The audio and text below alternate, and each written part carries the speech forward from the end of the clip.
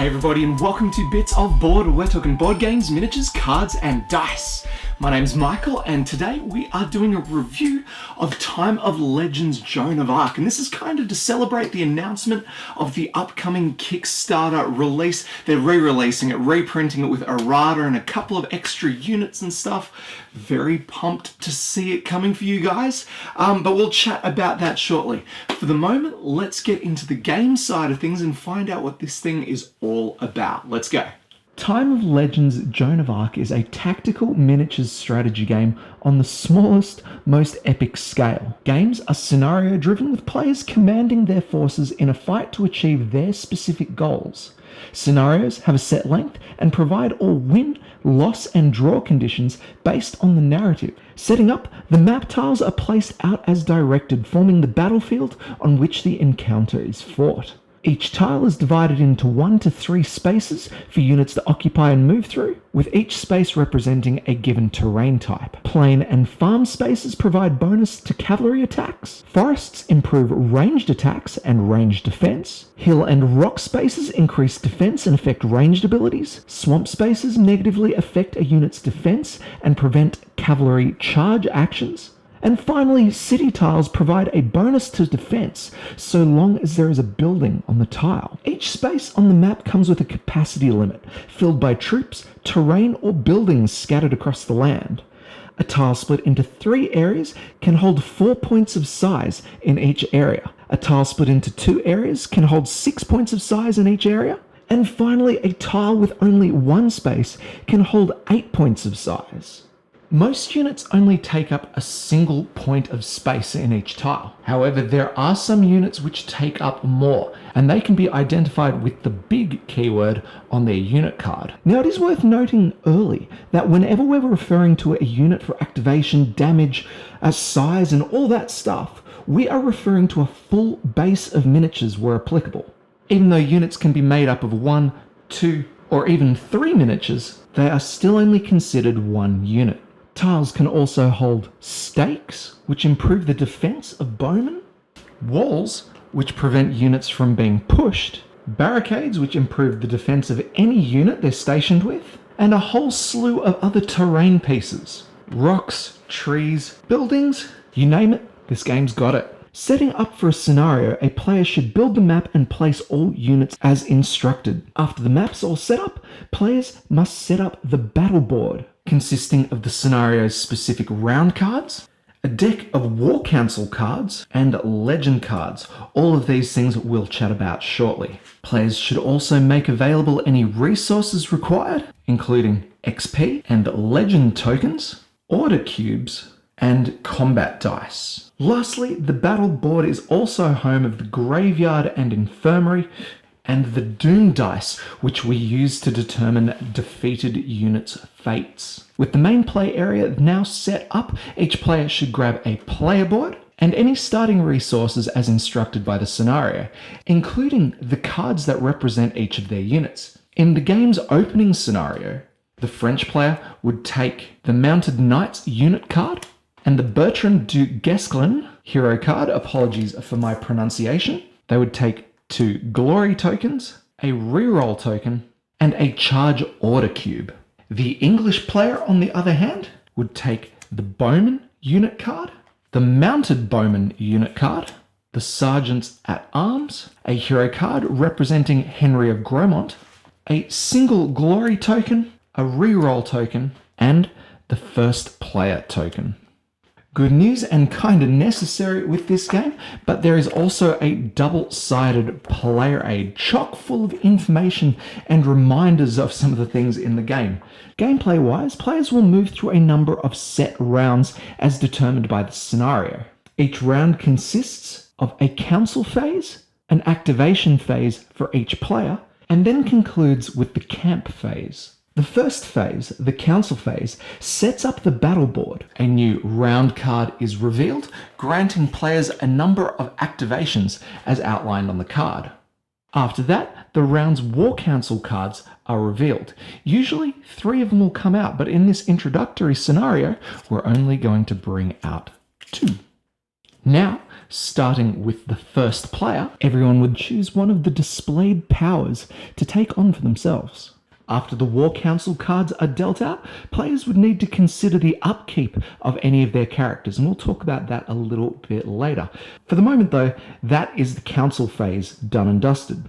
From there, we move into each player's turn, beginning with the Orders phase and ending with the Reserves phase. Now we'll cover these in detail very soon, but so you know, in a 2-player game, player 1 would have a turn, and then player 2. After each player is activated, we move into the camp phase. Firstly, if there are any units sitting in the waiting section of the battle board, they are rallied, and if possible, are placed in the same space as their rally point. Next, players would resolve any units in the disrupted section of the board, and it's here that their fate is ultimately decided. Each player rolls the Doom dice for every unit they have disrupted and apply the results. If the Death face is rolled, the unit is destroyed and moved to the graveyard. If the Disrupted face is resolved, the unit remains in the disrupted section of the battle board and will be rolled again next turn. If the Delayed Rally face is rolled, the unit is moved to the waiting section of the battle board. And finally, if the Rally facing is resolved, the unit is taken off the battle board and placed on the map in the same place as their rally point. If for some reason this is not possible due to capacity limitations, or if the area was under enemy control, the unit would instead be placed in the waiting area of the battle board. Following the casualties check, we would resolve any units taking fire damage, and finally check for any endgame or victory conditions. Endgame, of course, occurring if there are no more round cards to be drawn, or if a player had achieved the scenario's objective. With the grand overview done, let's go ahead and take a look at the elements that make up a player's turn. Here, players will utilize their order cubes to control their units on the battlefield. On their turn, a player must use at least one order cube, but may choose to store any remaining, up to 3 of each of the 4 order types. The grey cubes represent activation orders. Playing an order activates all units in the area, with the player deciding which actions to be taken by their units. There are 4 types of unit actions available. Units may move across an edge into an adjacent area. They may choose to attack, they can wait and do nothing, and in some cases can actually recruit civilians. However, recruiting is actually a bonus action and can be utilized along with the move, attack, or wait actions. There are a couple of other actions available to characters, the single units in the game. A few more actions called skill actions, which can be found on the cards representing the troops. And a couple more still that are available on the legend cards. Now it's important to note that once an area has been activated by an activation cube, you cannot reactivate it. But let's say over here I'd moved our bowman into the adjacent area, I would be able to activate that unit again by placing an activation unit in its new area. Now we've got 3 other types of order cubes. We've got the charge cubes. These can be played on units that have the charge skill action and allow the unit to move and attack with a single activation.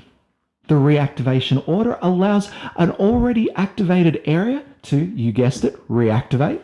And finally, the interrupt order can be played on an opponent's turn immediately after they've resolved an order. So that's all of the cube's specific uses. But it should be noted that these more specialist cubes over here can all be placed as if they were regular activation tokens, giving players a little bit more freedom in how they act.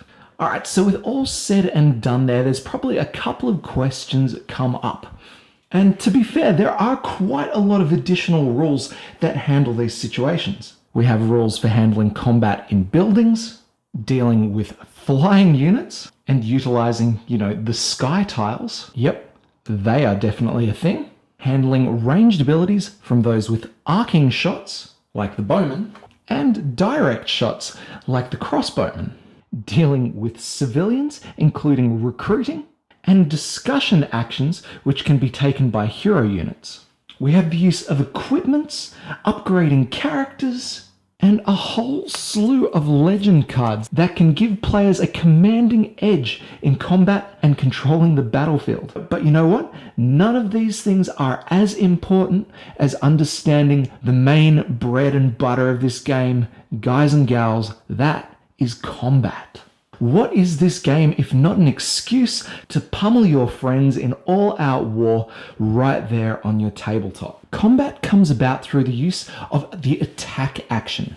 Let's use our cavalry here as an example. We could go ahead and get them into combat by first activating this tile, moving them into this second area over here, and then activating that tile to attack. But because they're cavalry, and these guys have the charge ability, let's go ahead and use one of our charge orders to get them moving. First they move, and then they attack. Now, Joan of Arc is a bit of a dice chucker, so first thing we've got to do is figure out what colored dice we are throwing for our knights. In this case, we're going to be rolling 2 red dice for each unit. Here we have 4 dice to roll. And we've almost got one of each symbol. I'm going to go ahead and swap this around so I can show you what the disrupt one does. Basically, in order of brutality, we have the kill icon. This one, if not prevented, would cause the defender to move one of their units from the attacked area into the graveyard section near the battle board. The disrupt facing here, again, if not prevented, would move one of the attacked units into the disrupt section of the battle board. The third facing here is the push facing, and this allows the attacker to choose one of the opponent's units, moving it to an adjacent location of their choice. If the unit cannot be moved, they are instead disrupted. The final facing I've rolled here is a defense, a shield facing, and this is not utilized for attacks. Now, what good is an attack roll without a defense roll, right? The defending player would be able to roll a defense dice down here for each unit they have in the attacked region. Here, the mounted knights roll 1 black dice per unit, so we'll go ahead and roll them. And wouldn't you know it, we have a shield and a disrupt symbol. For every shield rolled, the defending player may choose 1 dice from the attacker's pool to remove from the roll. In most cases, you'd want to get rid of the kill results. Any other facing, however, is counted for nothing. With this roll result here, 1 unit would be disrupted and the other pushed into an adjacent region of the attacker's choice. If after a melee attack, the area is completely free of opposing units, the attacker may choose to move any or all of their attacking units up into the new area, taking control. Now, had there been any defending units with the Retaliation skill, we may have to play things a little differently. So here, we've got the Sergeants at Arms and our trusty mounted bowmen. The attackers make the same attack, and the defenders roll a little something like this. The Sergeant rolling the red defense dice, the mounted bowman rolling the black. Well, we've got a slightly different situation going on.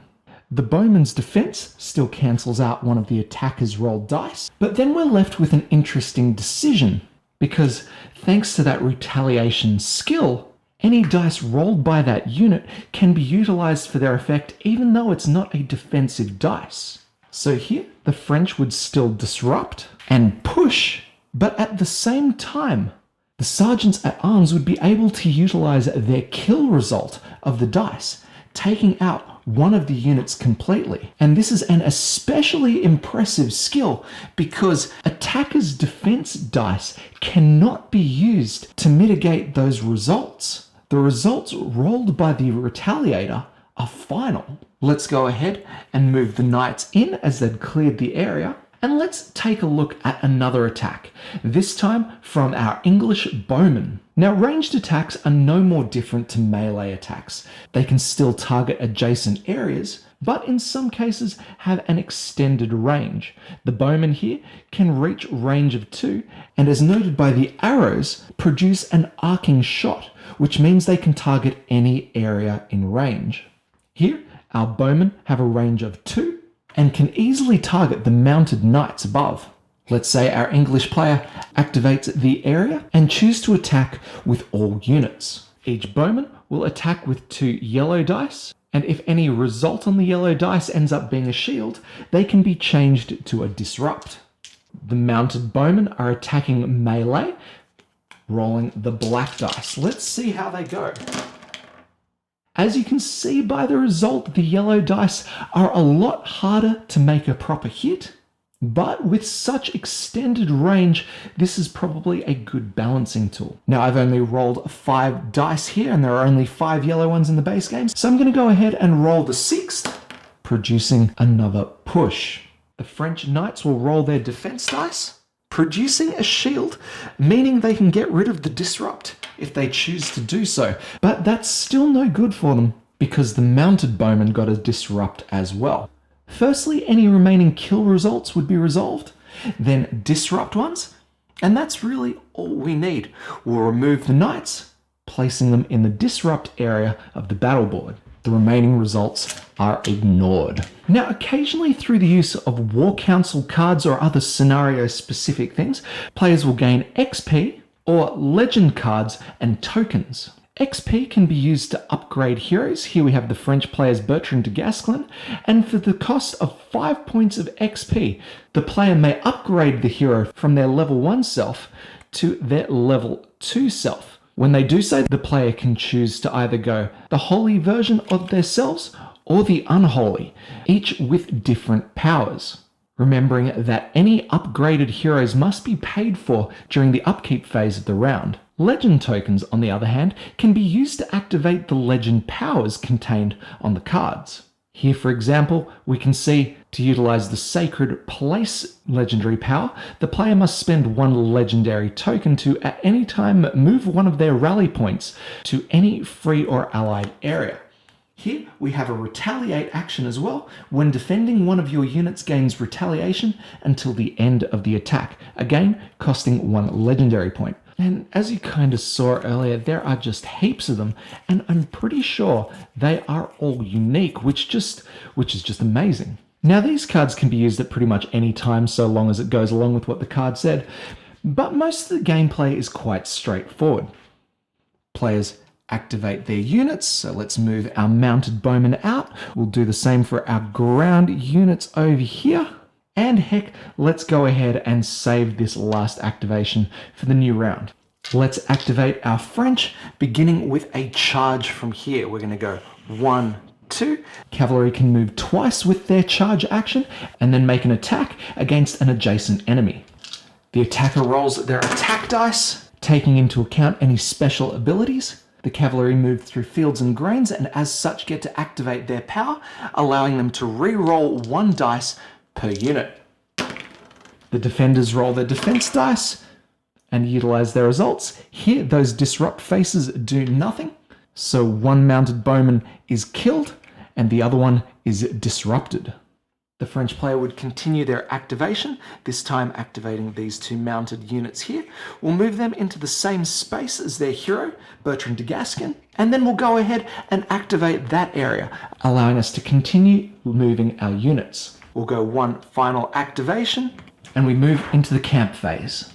Any units in the waiting area would be moved to their rally points, and we roll for any disrupted units. Here, the unit is killed, moved into the graveyard. We check for fire damage, we check for endgame conditions, and then we go again. Guys and gals, it is that simple. Although I did miss, players do remove their order cubes at the end of their turn. A new round card is revealed. Players gain actions based on the revealed card, in this case 3 activations each. We reveal the next War Council cards, and players may select which ones to use. In this case, our English player is going to take an activation cube, and the French player is going to change one of their activation cubes into a charge cube. Alright, so with that little bit out of the way, I've got one more thing to show you that I think you might be interested in. Guys and gals, gigantic creature combat. Giant creatures, when included in a game of Joan of Arc, don't actually take up an area on the map. Instead, they take up an entire hex. These miniatures can be targeted as though they were in any of the areas on that hex. Now, aside from looking absolutely giant, there are a couple of other things to consider when commanding a gigantic creature, and that is, well, this whole creature card here. And this pretty much contains everything that a player needs to know to be able to wield them effectively. Gigantic creatures are capable of melee attacks. In this case, the beast rolls 3 red dice. Ranged attacks, here causing a single direct shot per unit in the targeted area. A gigantic attack, which can be used to target any adjacent area. A specific defense result, so instead of rolling for defense, they simply receive the result printed. In this case, the beast always receives 2 shields for defense. And then we have probably some of the other stuff that we're familiar with, but haven't seen laid out like this. The first symbols up here show how many orders are required to activate the unit. To activate on the ground, the beast only costs a single order, but if it was in the sky, it would cost 2 points to activate. The beast has 14 life before it's considered destroyed. And then this one here just shows what sort of unit the creature is. Let's make a gigantic attack against this hex here. In this case, a player would have to spend a single order to activate, and then we're going to be rolling a number of gigantic dice equal to the number of areas on the hex. And then after rolling, we can decide which dice is assigned to which area. In this case, we'll put the push in the farmland and the disrupt in the area with all the bowmen. This disrupt result equals a number of results equal to the number of units in the area. In this case, this is worth 3 disrupts. Our bowmen would roll for defense. And in fact, they would roll 1 more each, thanks to the spikes. And in this case, managed to survive, utilizing 3 shields to remove the 3 disrupts on the gigantic dice. There are a couple of other rules associated with giant attacks.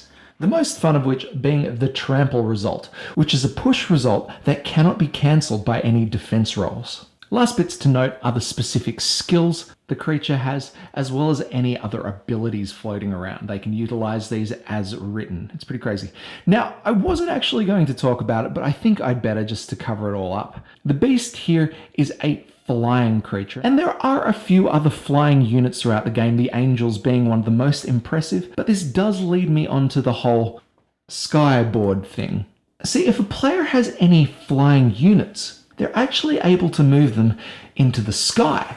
Basically, we have to make a second board, which is made up of 2 random sky tiles, plus 1 for every other gigantic flying creature in the game. Let's say we had 2 gigantic flying creatures. We would need to place 4 tiles. 1, 2, 3, and 4. Once they've all been placed face down, everything is flipped up. And the skyboard is ready to go. Just like the earthly player board, sky tiles are divided from anywhere between 1, 2, and 3 spaces, and are decorated with a number of elements. These 2 here are blue sky and have no effect on game. Over here, we have clouds, which give a bonus to defense when defending against ranged attacks.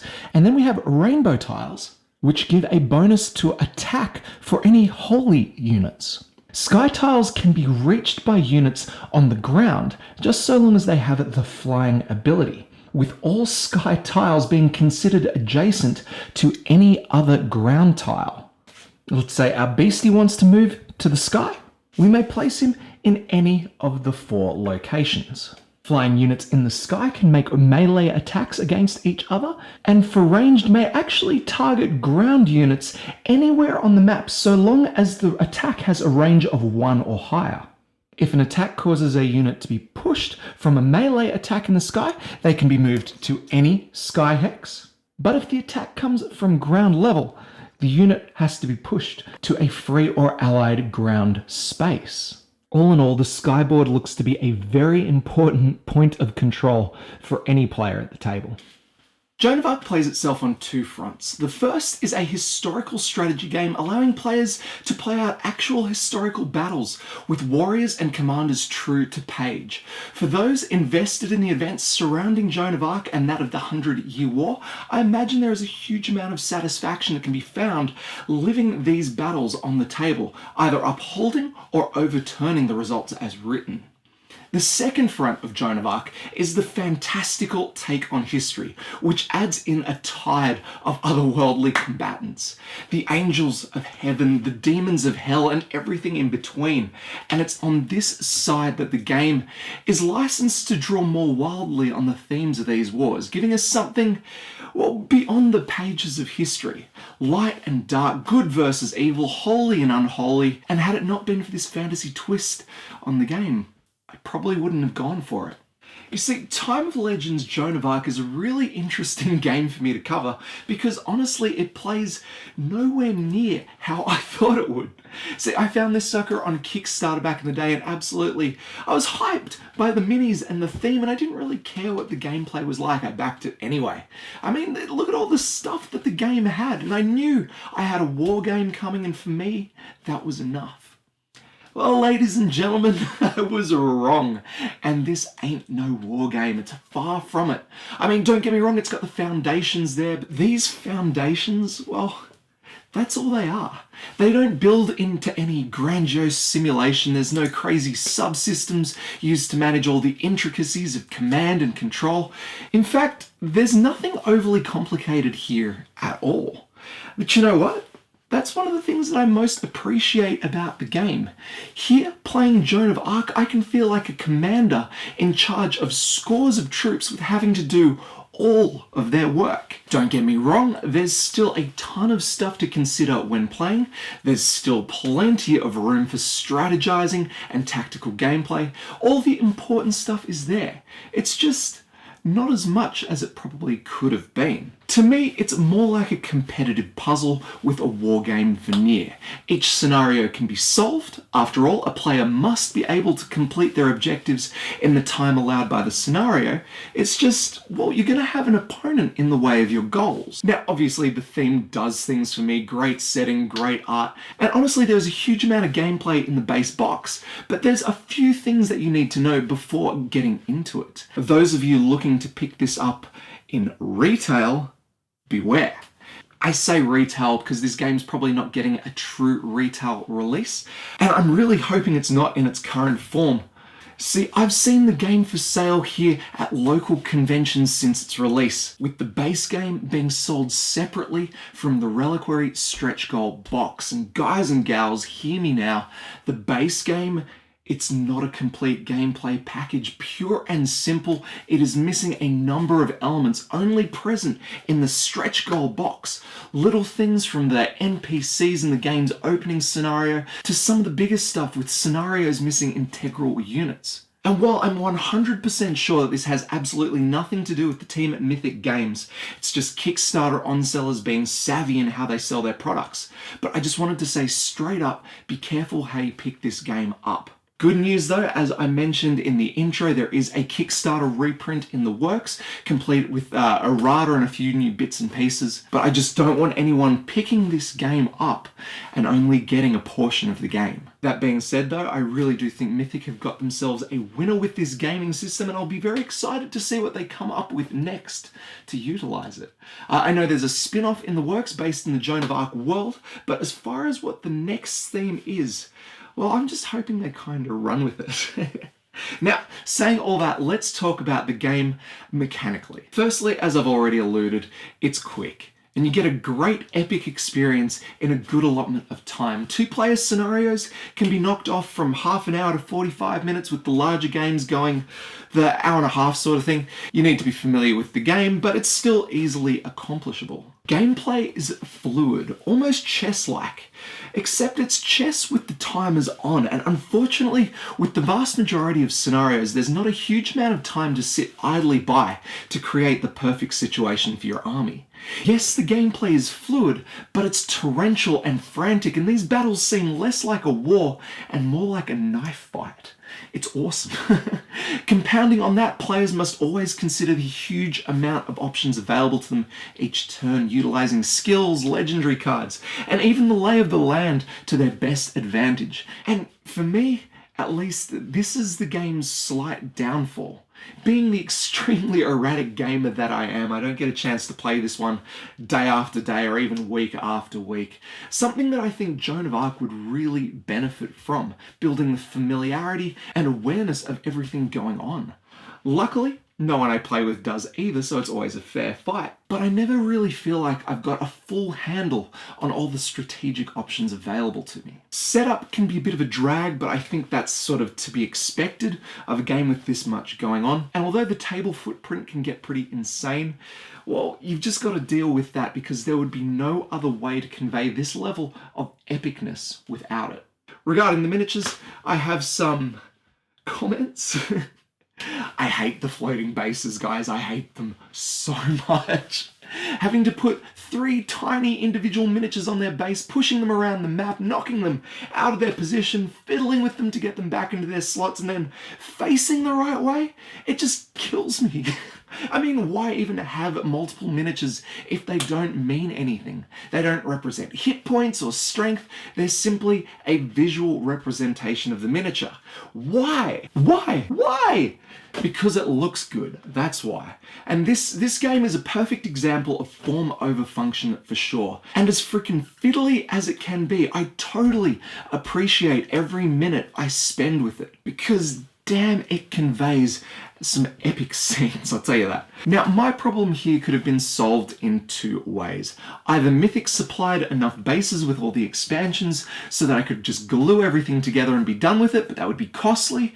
They did provide option number 2, which was to buy more bases as an add-on during the campaign. Guys, the offer was there, and I let it slip away. But trust me, when this reprint hits, new bases, I am coming for you. Storage will suffer, but man, this game would be much easier to get to the table and much easier to play because I don't have to concentrate on not knocking over miniatures as I move everyone around. Alright, that's probably enough of my ramblings today.